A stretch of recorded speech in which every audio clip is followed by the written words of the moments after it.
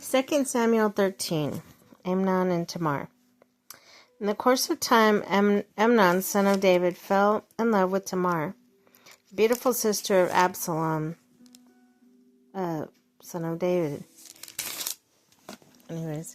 Amnon became so obsessed with his sister Tamar, he made himself ill. She was a virgin, and it seemed impossible for him to do anything to her. Now Amnon had an advisor named Jonadab, son of Shemaiah, David's brother.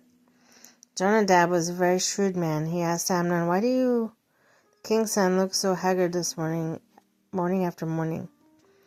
Won't you tell me?" Amnon said, "I'm in love with Tamar, my brother Absalom's sister." "Go ahead, go to bed and pretend to be ill," Jonadab said. "When your father comes to see you, say to him, 'I would like my sister Tamar to come and give me something to eat. Let her prepare the food inside, so I may watch her and eat from her hand.'" So Amnon lay and pretended to be ill. When the king came to see him, Amnon said to him, "I'd like my sister Tamar to come make some special bread in my sight, so I may eat from her hand." David sent word to Tamar at the palace, "Go to the house of your brother Amnon, prepare some food for him." So Tamar went in the house of her brother Amnon, who was lying down. She took some dough, kneaded it, made bread in his sight, and baked it. Then she took a pan and served him the bread, but he refused to eat. "Send everyone out of here," Amnon said. Everyone had left him. Then Amnon said to Tamar, "Bring food here to my bedroom, so I may eat from your hand." And Tamar took the bread she had prepared and brought it to her brother Amnon in his bedroom. When she took it to him to eat, he grabbed her and said, "Come bed with me and my sister." "No, my brother," she said to him, "don't force me. Such a thing should not be done in Israel. Don't do this wicked thing. What about me? Where could I get rid of my disgrace? What about you? You'd be like one of the wicked fools of Israel. Please speak to the king. He would not keep me from being married to you."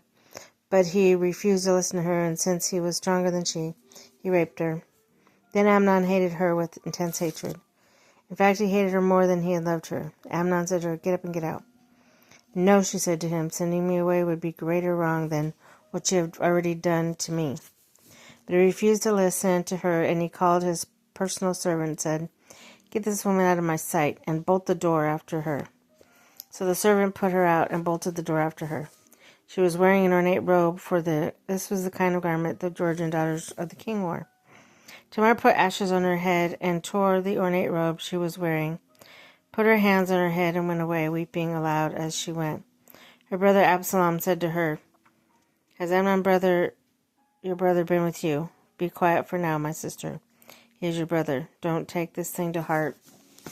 And Tamar lived in her brother Absalom's house, a desolate woman. When King David heard of all this, he was furious. And Absalom never said a word to Amnon, neither good nor bad. He hated Amnon because he had disgraced his sister. Absalom kills Amnon. 2 years later, when Absalom's sheep shearers were at Baal Hazor near the border in Ephraim, he invited all the king's sons to come there. Absalom went to the king and said, "Your servant has had shearers come. Will the king and his servants please join me?" "No, my son," the king replied. "All of us should not go. We would only be a burden to you." Although Absalom urged him, he still refused to go, but gave him his blessing. Then Absalom said, "If not, please let my brother Amnon come with us." The king asked him, "Why should he go with you?" But Absalom urged him. So he sent with him Amnon and the rest of the king's sons. Absalom ordered his men, "Listen, when Amnon is in high spirits from drinking wine, I say to you, strike Amnon down and kill him. Don't be afraid. Haven't I given you this order? Be strong and brave." So Absalom's men did to Amnon what Absalom had ordered. Then the king's sons got up, mounted their mules, and fled. While they were on their way, the report came to David. "Absalom has struck down all the king's sons Now one of them is left. The king stood up, tore his clothes, and lay down on the ground, and all his attendants stood by with their clothes torn. But Jonadab, son of Shemaiah, David's brother, said, My lord should not think that they kill all the princes. Only Amnon is dead.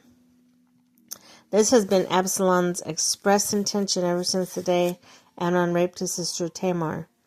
My lord the king should not be concerned about the report that all the sons are dead. Only Amnon is dead. Meanwhile, Absalom has fled. The man standing watch looked up and saw many people on the road west of him, coming down the side of the hill. The watchman went and told the king, I see men in the direction of Horonaim, on the side of the hill.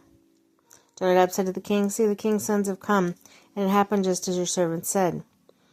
Just as he finished speaking, the king's sons came in wailing loudly. The king, too, and all his attendants wept bitterly.